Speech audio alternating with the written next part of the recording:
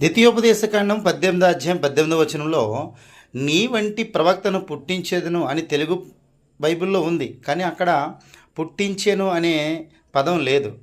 Rise up లేపెదను అని ఉంది. ఎవరిని లేపాడు అంటే తన తర్వాత నూను కుమారుడైనటువంటి యెహోషువ గారిని లేపడం జరిగింది. అంటే అభిషేకించడం జరిగింది. మోషే గారు తర్వాత తన బాధ్యతలను స్వీకరించింది యెహోషువ గారు. ఈ విషయాన్ని గ్రంథకర్తలైనటువంటి ఇశ్రాయేలుకు క్లియర్గా తెలుసు.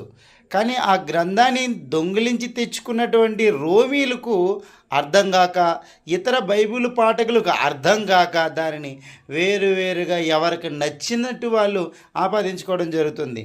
మిత్రులారా, నేను ఈ యొక్క పూర్తి వీడియో కింద ఉంటుంది, దాన్ని పూర్తిగా చూడండి, లైక్ చేయండి,